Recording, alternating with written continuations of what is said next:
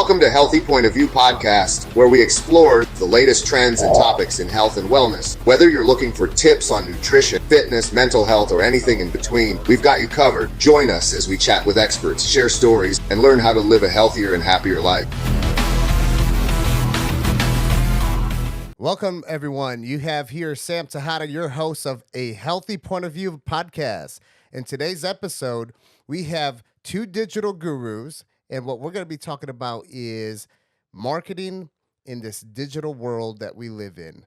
Today, we have from the Liquivida team, one of our marketing gurus, Dario El Gato, right? He is visiting us here from Colombia, Bogota, right? That's right. Awesome. And then we have Chris from MediaTwist, a.k.a. the captain, who's visiting us also. And we're doing some like mastermind strategy stuff on marketing. Guys, welcome. I appreciate you guys being here.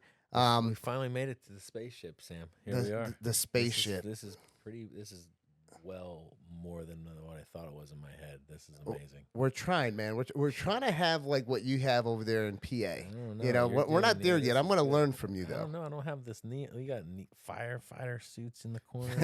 Backdraft. Hey, never know. You might have to put the fire out. You know, so you never know what the deal is. Thank you for the invite. It's great to be here. Absolutely. So you guys today had the opportunity for the first time to actually experience part of the Vita journey. So, Dario, we'll start off with you because you've been part of Liquivida longer than most of the people that actually work for Liquivida. I mean, you helped us start the company from back in like 2014 to 2015, give or take. And today being your first time actually being in a Liquivida Wellness Center, how was it versus what you've always seen working behind the scenes? Yeah, I mean, it's actually a journey. It's a totally different journey now. I was talking to you earlier today. And seeing that through your own eyes and feeling it in your body, it's like totally different. Like one thing is working remotely. Something totally different is feeling the effects. You know, it's like you lack words to express that. And there is only so much that video can do or a good copy can do is like the feeling, like finding a way to transmit that feeling throughout the different audiences and all of that. That's the part that's gonna stick with me. Like, how do I find a way and a medium and a platform and something to transmit that so people can actually get a better understanding, especially if they haven't done it before. Absolutely. Because once you do it, it's like, okay, now I see it. Now I see the value. Now I feel the value. Yeah. So it's totally different. What about you, Chris? How did you feel? Not to echo what Dario said, but feeling is everything for me. I'm a skeptic. I'm a marketer at heart, a warrior, right? We can tend to make anything kind of sound great, but when you go through the experience and feel it, from the moment I walked in there, and that being a branding guy, right? And then you're gonna put this stuff in my body, right? And it starts to get real. And I'm a data guy. We're built on data. We're big into analytics. Oh, we're going deep numbers. on the data in a little bit. And so that's the part where it started to get real for me, was the data that. And I noticed it because I saw, just based off of your facial expressions as you guys were going through it, I saw that you guys were like taking it in, right? So, you know, part of that, so you guys did the PEMF, the pulse electromagnetic therapy, sitting in the chairs. Wow, yeah. And then you guys also did the different body composition analysis between the in-body and also the DEXA scan to kind of see how your body's made up of, you know, fat, visceral fat, you know, the muscles, all of that good stuff. And you also did the IVs. So my question here is, how do you feel being a marketer where you're working behind the scenes and you're hearing about all this stuff and you're talking with the doctors and you're producing stuff, everything from webinars, from videos that are getting edited to all of the actual marketing collateral. Now that you're actually going through that process, how do you feel? What's in your mind? I want to kind of like get that out of you of like, do you think now you're going to actually be able to take things a step above, like to the next level, because you've actually experienced it? For me, the testimonial is everything, right? And that's what you try to pull out of any good service or product that you're gonna. How are you gonna affect the person's life? How are you gonna change the life? We were able to market this well before going through it, right? what the one thing that speaks volumes to me today is, and I'm a big brand guy, you know, you have your top of awareness branding stuff and everything's got to be on brand and the lookbook and so forth. But the things that spoke volumes to me today was, how do we get the camera? And you guys are already doing it, Melanie, Ricardo, the team. You're already getting, if you can, it's the customer testimonial program we built at Mercedes-Benz. It's the moment you put Miss Johnson in the G-Wagon, she's the happiest. Get the camera in front of her and feel that, and just Capture that moment. Capture that moment. And for me, as that content junkie and marketer, agency owner, capturing that moment, and then now I'm the one in the seat riding through it. I'm the consumer. It was real for me, and I realized that literally, if we can, I think the marketing, it's simple in this one. This is an easy case, guys. The marketing in this one would be, let the customer at the point of experiencing that, whether it's the drip, the data in the DEXA scan. When I saw that, when you came over to me, when I saw the visceral fat levels that the machine will show you and where it's at, Right. and you relate it to, you know, after this is for your kids, you know, and you see that data. If you can get that's how you market it, and that's what you're doing right now. You're doing a very good job of that, of marketing that test. For us, it's the same thing. So for the listeners, let's go in on that, because I know what you're talking about. So part of that is, like, you know, visceral fat, right? Visceral fat lines the organs. It's the fat that lines your organs, and if you have a high percentage of that, that could be indicative of cardiovascular disease and all kinds of other chronic illnesses that you'll have. Yeah. Which, when you have those type of chronic illnesses, your chances of having a heart attack or having some kind of sudden cardiac arrest or something like that could happen, right? So, you know, one of the things I brought up to you is, hey, take a look at this number. You got to always keep this one within the optimal ranges. If not, hey, your kids might not have you there to see them walk across the stage one day. Yeah, that right? hit me. That was the feedback loop, and I'm a feedback loop guy. You know, when I'm doing 40 through the school zone 25, and that thing shows me, I slow down for 3 minutes. And today, man, oh man, did that feedback loop hit me. I mean, today, just at lunch, I'm eating the Caesar salad already. Same here. Yeah, like, you had a little veggies and stuff. I prepared. I had the team prepared. So Dario, on your end, would you say that going through that process as a marketer and experiencing what we do as a business is an important part for a marketer to actually do in most cases, so they could actually perform their job at the best? Yeah, for sure. I mean, one thing is telling someone, hey, sell this car. Another totally different experience is sell this car after you've driven the car. Right. You know, it's like, it's totally different. You Yeah. know, you could be driving a Perfect, right. BMW and see it on the outside, but if you're in the inside, it's like, okay, you know, it feels better.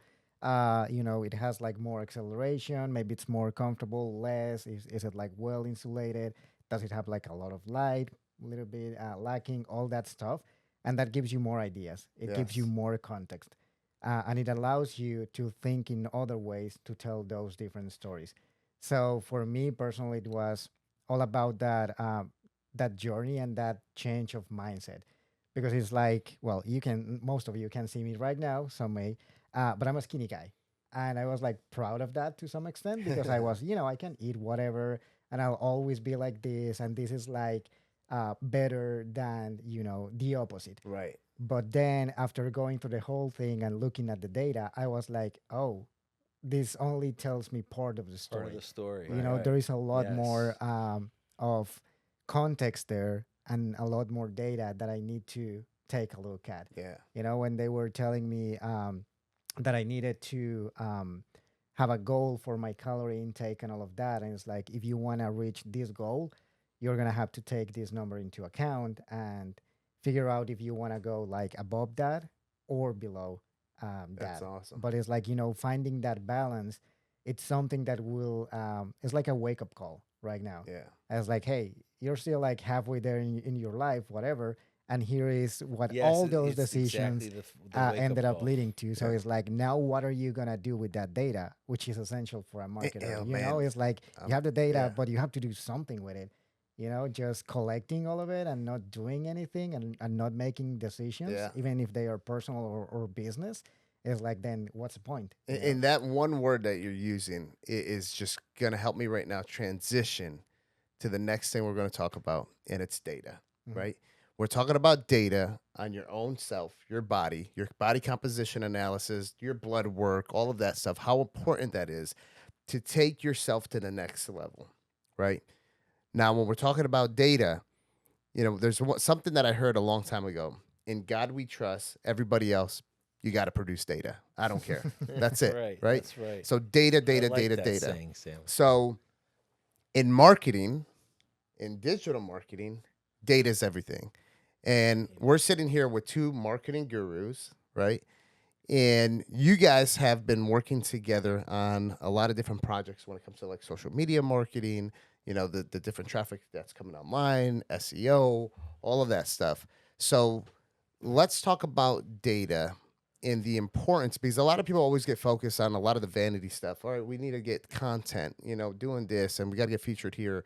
And that's great. You need it. That's a very important part. And I want the doctors that are listening to this podcast, a lot of the doctors that purchase our IV kits, to understand that, yes, they have to produce content. That's the first step. But then there's an important part of when you're utilizing that content, you have to manage the data so you could scale based off of the data you have. So, Chris, I'll let you start off because I know you're a crazy data guy. You produce more data than what I can read. So I want you to kind of tap in for the doctors or anyone else who's listening, who's trying to grow their business, of why is data so important and how you and Dario work together to always produce quantifiable data to take our business to the next level. Sure. Thank you, Sam. So it's real simple from an aerial view. If you architect it and keep it real short and simple for the CEO mind at 40,000 feet, when it comes to marketing, it used to be all marketing was hocus pocus. We talked earlier, marketing is that thing as a business owner, you can maybe turn it off and you'll still be fine a few months into it. When you get to a level of using data that shows you the cost per lead, and then you can start doing ROI calcs on it and do metrics like return on ad spend and actually bring back an ROI calc, you then realize that if you can fix the business and get them the trust in the marketing as not being hocus pocus, but if they do the right trackable things based around, like what you just said, everybody but God, right? Everyone else needs data. Right. I love that. And that truly is, if I'm not tracking the data, when I go into a company, just like I said to you when I first met you, what are you spending on marketing? And you get the answer from the CEO. And what if you're a good business coach, what you should get the company to is 7 to 14% of their overall gross. You should want to spend on your marketing. Put it back into the company. But some companies, you say that number to, even 7% of your overall growth should be put back into your marketing machine. And then they run through in their own mind what their own marketing machine looks like, right? And they're like, heck no, are we going to spend 7% of this in the marketing when I don't even know if 17 likes on a post is going into my like all that social proof, right? There's no tracking, no data. When you architect it and look at it, if you're trying to get the company to spend 7 to 14% of their overall gross on marketing, you better be able to build those trackable things inside the company. And that's really what the journey is that you've embarked on, is building all of those systems inside of Liquivida that allow you to spend trackable, measurable dollars. So your marketing spends they're all advised. You're not spending on the hot air balloon that you're not sure is netting you an ROI.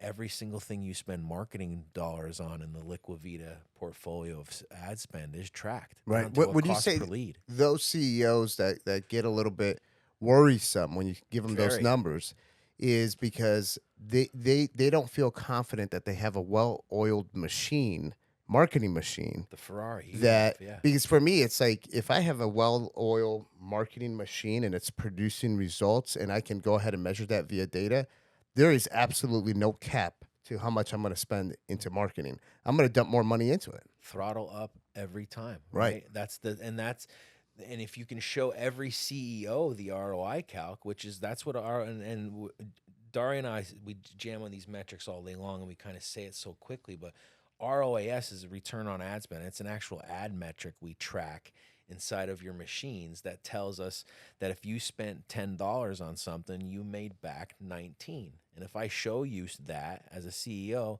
you'll dump more money into that every time. Right. So when we come into a company, we build those trackable systems that you should get to the point of spending 7 to 14% of your overall gross on those systems. If you can't bring yourself to that, when I say that, and that hurts to hear, and you're like, "Ooh, we're at 2%," or we're at, we do some pretty big brands, and when I survey like Kellogg's, we do Kellogg's, and when I survey them what their marketing spend is, and you find out why they're not spending 7% yet, it's because they're spending. Well, we spend money on the backyard barbecue at the TV station, or we put it in the newspaper, or Jimmy had a hot air balloon benefit that we put.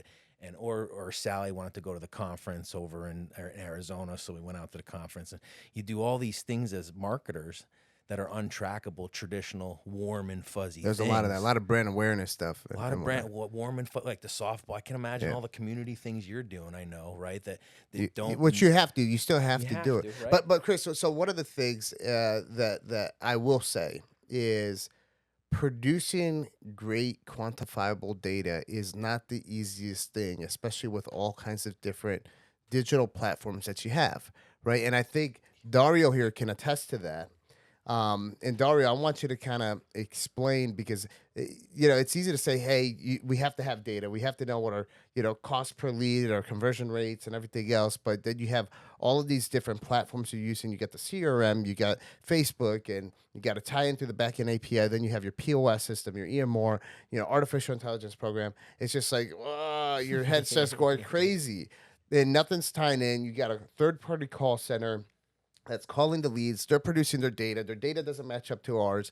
So, and I know, Dario, based off of your experience and doing this for many years, working with CRM systems and everything else, it's a process. So I kind of want you to talk a little bit about the process of producing good data, and some of the tools that you have to have in place and get those things structured, so you do have good data that you can go ahead and make a true educated decision on how you're spending your money.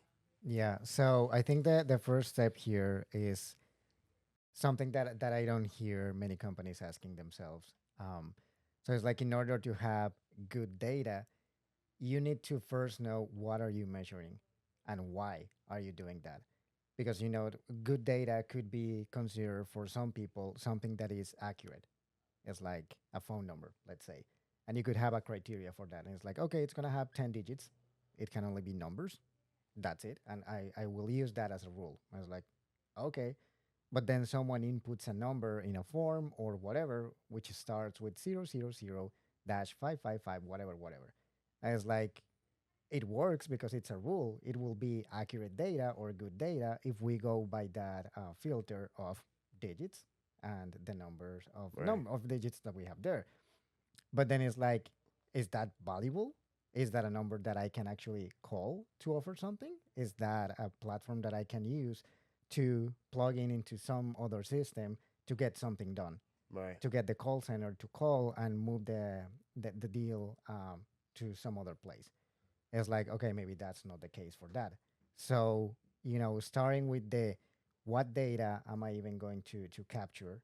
How am I going to make sure that it's accurate? That's like the starting point, having that clear picture. It could be one data point. It could be 10. Who knows? And then when you have that, you can start planning and saying like, okay, in the media mix, what I want is to maybe use social media, because maybe that's when I have the phone numbers.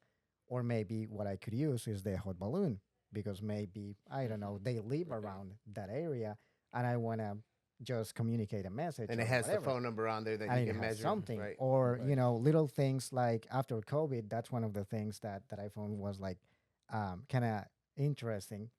Before COVID, we already had QR codes. But they weren't like... They weren't used. They weren't used like at all. Until you had to get to your food. Exactly. It was like Exactly. super weird. And The then, restaurants. after COVID, it became like the default for a Yes. lot of things. Right. And then people starting putting those codes even in printed ads so you could get some data. Because yeah, a publication can tell you like, yeah, we can reach 10,000 people in this area. We print out this many magazines, blah blah blah. I was like, okay, cool. I see potential there. Even with TV, they can tell you like, yeah, our audience is like, I don't know, 1 million people, and we have this rating and blah blah. It's like, okay, but how do I measure my exposure? It's like you're giving me an average. You're not giving me an actual conversion. It's like, I Right. don't know, out of that single impression, like what was the benefit for my business Right. besides being exposed to them. So once you start connecting those tools, at least with a QR code, maybe you get 1 million views and you get only 10 subscriptions. But at least having those 10 will give you more context, and you'll be able to Right. see, okay, I got 10 phone numbers. Out of those 10, 5 were good phone numbers, and I called them, and maybe I closed 3 deals or whatever. And at least that 3 compared to 1 million will give you a conversion rate and will give you ideas of, maybe this is not my audience. Maybe I need to increase the number of impressions. Maybe I need to, switch the whole thing. And that's how you start tweaking the whole thing. Right. So you start by asking why do I need this data? What's the data that I need? How do I make sure it's accurate? What are the rules? Right. And then you start experimenting, because there are like too many tools out there. So probably you will start with, where you what with the normal ones where you can see like a quick benefit to some extent. Okay. So you will start with social media, maybe with search, with video, things like that, because they are like better than just all TV or radio ads and all that stuff. Yeah. But then you have to tweak it, because if Yeah. you just pick one platform, No, that's not right. gonna work. And you know what? I like what you said is like, even if you got 1 million views and you got 3 people that subscribe, Mhm. right? That where they hit the QR code or whatever. Now you have 3 people that you could actually now study those 3 people and Mhm. see what kind of people are these, where we could potentially target similar people that might have the same behavior. That's the piece right there, Sam. Right. And like you said, everyone has big data. First of all, what do we want to accomplish with the data, and then what is the data we're looking at? But what you just said right there, the retargeting of looking at a small finite amount of people that have done something. So like for us, a lot of campaigns we do is video views. Like we talked about this earlier, where if I can tell that 5 people sat and watched my video all the way throughout the entire video, I want to put them in another campaign to retarget them. Well, that's called warm zero party data. When you hear the term what's zero party data?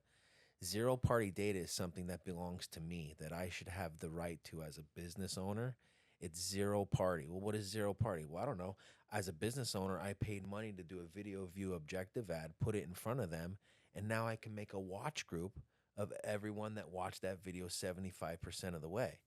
And if I can Oh. then take that watch group audience of 5 people and spend the money on conversions at the bottom of the funnel on just those 5 people, instead of the 100,000 or 1 million we reached at the top of the funnel, your conversions will be lower priced, and you'll have more of them. And if you make a lookalike off your conversions, that's where the data gets really creepy, right? Because there's a handoff that Dario and I have where, and every company should do this. I mean, you may think it's NASA, but take your customer list and make a lookalike audience of it. Right. Like Yeah. it sounds like That's important. some pretty Men in Black stuff right now today, but we've been doing this as data guys for 4 or 5 years now, making lookalike audiences of every single person that walked through your door. So that, I think what Dario hinted to on the top end is, yeah, you can put it in front of 1 million people, but what are the conversions out of those 1 million people? One of my mentors, Steve Zuckerman, said it well. Yeah, okay, great. You got 25 likes and 6 comments. How much money is in the cash register from the end? So I learned that social proof is great. Awareness and likes and comments and shares are all great, but the data folks want to track conversions into the cash register. Yeah. And the data is what allows you to get those conversions cheaper. Because if I can take the top of funnel of all the people that liked something. Just talk a warm audience real quick. What is a warm audience? When Dario and I build a campaign together, we take all the folks that have engaged with our Instagram, Liquivida Instagram, in the last 365 days, we put them in a warm audience. That's now our warm audience. And you're gonna feed them some content. And we're not gonna feed them the same video that put them in that warm audience that they sat and watched 75% of the way. We're gonna feed them more progressive content. And I think that's how you truly build a good funnel. You show them something up top, get their attention, watch group, and then mid-funnel, the trick to all mid-funnel is, and Dario, you and I just went through this today. We're in mid-funnel where we're dropping out of the cash register ready to spend on these services because we're feeling it. And if you put a camera in front of me right now while I'm feeling that drip in that chair that I'm talking about bringing this stuff up to Rock Lidditz right now in the backstage of the world because every drummer needs to sit in this chair I was just in. But if you put a camera in front of that, that's mid-funnel. What do you okay, so someone sits for a video 75% of the way. What do you show them next? You show them the human going, holy wow, or doing as humans, we copy each other. So that's the mid-funnel campaign that you get the conversion with. And that's what people are like, I want that. You know, I want that. You get it. So Chris, with what you do on the digital side with like social media and stuff, from a scale 1 to 10, 10 being most important, for an organization to have a digital marketing manager like someone like Dario, how important is that for someone like you? Or how easy does that make your job to be able to produce what you need for your client like Liquivida? Yeah. As we sit here together, like with Grasshopper and Coach together, if you will, when it comes to content and the stuff I've been pushing you to do, right? And now you're going to be pushing me to do sit-ups and eat salad. So this is great. But we laugh, but a guy like you that has spent the money on content and marketing and the systems and CRM, and maybe you wasted a lot of money on this platform and maybe you blew a lot of money here, but you learned, and the next year you figured out and retooled. You start to see, and you know it, or there wouldn't be. How many cameras are in this room right now? Just have a moment for me. You got 4 plus the one on your phone, maybe. I haven't had time to count how many cameras are in this room right now.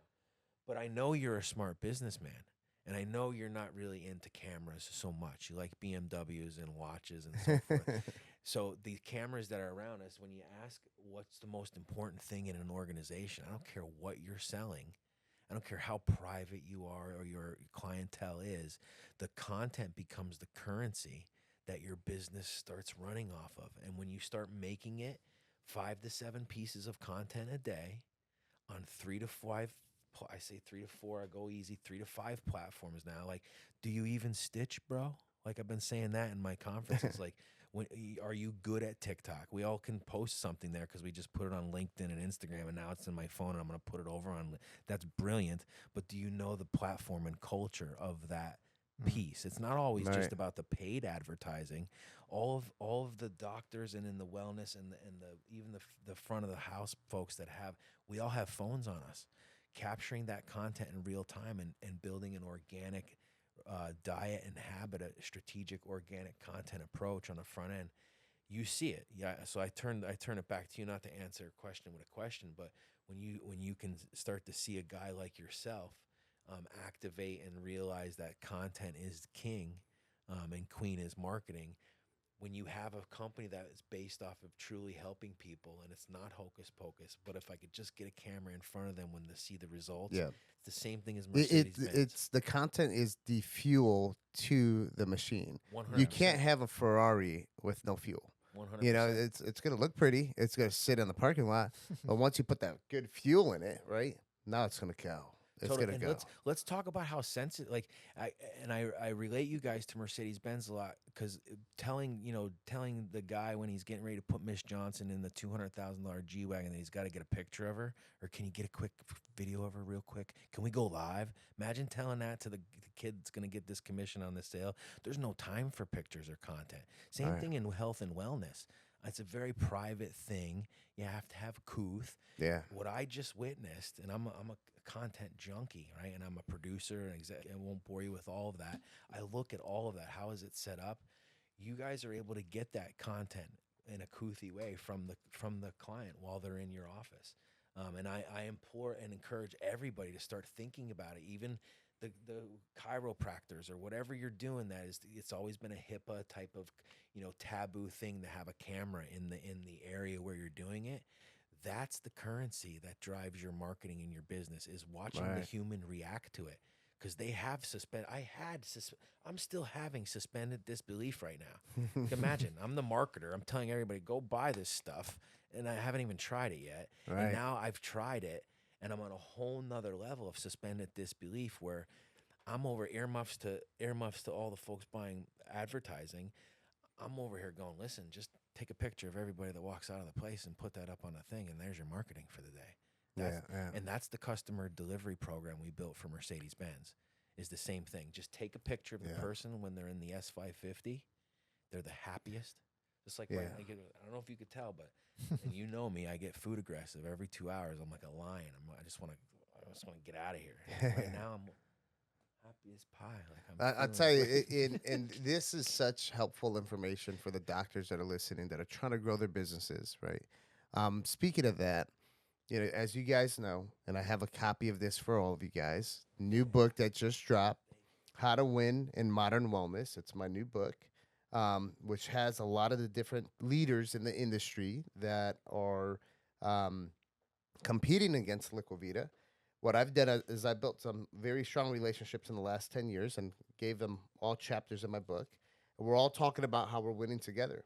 So one of the things I'd love to do, which we will be doing, is obviously marketing the book to get it out there. So people that are trying to get into the health and wellness space, or people that are trying to grow their clinics, they're going to be able to take this book, read it, and understand how all of the leaders have done it from day one. It's the roadmap So right here. I have a book for each of you. You have yours Thank you. there, Dario. That's yours. I'll sign it for you I guys. gotta get it autographed. So Come of on, let's go, course, please. 100%. Now the trick is to get it autographed by everyone Everybody. who's in Where there. else? So where do these guys reside at? Where do they hang? A lot out? of them Where are can I here in get there? South Florida. Okay, so But South Florida. we all right. will be at the IV Biz Bash. I will be speaking on stage alongside with people like Kevin Harrington, original Shark from Shark Very Tank, cool. Gary Brecka from 10X Health Systems. We'll all be on stage talking. We'll be on the panel. So a lot of the guys that are in the book will be there. We'll be signing. I have one question. Is Corey Jacobs going to be there? He will be there. All right, So, all right. Obviously Take Corey my credit Jacobs, card right now. he is Let's the go. last chapter of the book. He is the one who basically defines what the book is through Winergy, which Winergy, that movement, is talking about all of us winning together, right? Because there's enough meat on the bones for all of us to win. So now, talking about marketing that book on social media and everything else. Are you guys ready for that? So there's a trick to this, and in the music and entertainment industry, we take books to the New York Times top seller list and Amazon bestseller list, and there's an absolute conversion trick to this. And I'm going to say it real quick, and if you want, you could rewind it later and back it up. But when you release a book, the first 48 hours is the most important time of any book's life. If you didn't do it in the first 48 hours of this book, that's okay. We can re-release this digitally, and there's other things we could do in the publishing to make it a fresh release. But it becomes super important in the first 48 hours of releasing your book that you sell at least 5,000 copies on Amazon. So when you think of the conversion machines that we build and how much money, and we can pretty much get people to make a purchase no matter how much we want to put into the ad machine. If the goal and the objective is to sell 5,000 copies, why? Well, if I sell 5,000 copies, Bezos has this machine that looks very much like the Nielsen SoundScan machine in the music industry. And when a copy, and do you remember how Amazon started? People from Australia will cheer for me right now. School books. Yeah, books. Right. Still in Australia, when I tell my friends from Australia you could buy like paper towels and like milk on Amazon, they're dumbfounded. They're scratching their heads, right? Because they have territories. You can't do Prime really in Amazon too well. So they're loving it, which by the way, Amazon is still a very good buy for all the stock junkies out there, even as with how much it is, because people haven't experienced the true value of it. But my point is, Bezos has a computer that New York Times has based their barometers off of, and every other publishing after that. And when the book sells 5,000 copies in the first 48 hours, you immediately go to the Amazon bestsellers list. Nice. When you go to the Amazon bestsellers list, the humans at all the other platforms go, oh, okay, there we go. There's our bestseller. There it is. Ding. So the goal to anyone releasing a book in the first 48 hours, and there's ways that even though the book sits in front of us and we released it and so forth, there's ways just through conversion campaigns on the back of Ads Manager. Ebooks too. Ebooks count. That's a unit. Ebook, absolutely, Sam. Ebook is a very real thing. And if you can push 5,000 in the first 48 hours, the robot's ears go up, and then you're now on the Amazon bestseller list and New York Times bestseller list. That's one awesome. little trick, and that all that involves is knowing how to launch conversion campaigns on the back of Facebook, Instagram, and display. Those 3 places. That's awesome. That's awesome. Awesome. So Good to I believe know. the value, and you're the same way. The value that comes out of your mouth should be better than the stuff you're selling, right? Yeah, I agree. So Awesome. Awesome. So before we end here, I want to ask you guys to leave the listeners and viewers with, if you have to just let them know one thing about starting their marketing journey or enhancing the marketing journey, what is it? Dario, I'll have you start off with that. I will start with, I think you need to train yourself first before you start going out there and putting the money and investing it. You need to spend That's good. in your own knowledge and in your own mind, so you can have a better understanding, like what is a conversion, what is a KPI, what is an API, you know. Yes. Do I have a website that I own? Am I going to track the conversions where? In an app? Is it going to be listed if it's a book, if it's in the Amazon store? You know, because you're gonna need all those concepts. And you know that's that happened to you. You had to learn. I Yeah. mean, you came from a background of, you know, being a paramedic and all of that. It's like, why would a paramedic ended up Know about you know, marketing It's and like no marketing systems whatsoever. and processes, right? But it's like if you're starting and if you're a man of science, like a doctor, it's like, okay, I know how to, you know, cure disease and, you know, see different patterns and things like that. So you have already some of that knowledge, because numbers are numbers and they work basically in the same way anywhere in the world. So I will start with preparation, like, you know, absorb all the knowledge, get in touch with that part. And that way you'll get a lot more out of your money, because you will be speaking the same language. You'll know when you partner up with an agency, you will be seeing, you know, eye to eye with that person, and you'll be able to tell, like, yeah, I don't believe what you're saying. I read this thing about this thing. Right. So, You'd be able you to know, call BS on an 8. All marketing is hocus pocus. Yeah. God help the business owners all day long, all week, that have to sit through the knock on the door and the pitch from the newspaper to the TV. It happens all the time. Right? You I'm need, I always say sorry. you Yeah, I'm need to sorry. know enough to be dangerous, not to actually be boots on the ground and do the work. You need to know enough to be dangerous and for you not to get taken advantage of. And also, when you start developing your own team in-house, you have to be able to inspect what you expect. And if you don't have that base knowledge, how are you going to do that? How are you going to be able to be a mentor and coach people if you don't even know the basis of it? So I agree with you. That is actually, Agreed. it's so Yeah. important. It's extremely. it's probably one of the most important things. Yeah. You're right. You're right. What about you, Chris? What is that one thing? Yes. You can't take his though. I know that. So that's even a if that was great number That's- I one, don't know you where can't to go take after it. that one, honestly. But the big, and you know, you're gonna be like, oh, here he goes with the when's the last time you went live thing. But as a founder of a company, I call bullshit on any marketing you're gonna try to do to me. Imagine that we do Porsche marketing as well. We do a lot of the top automotive brands.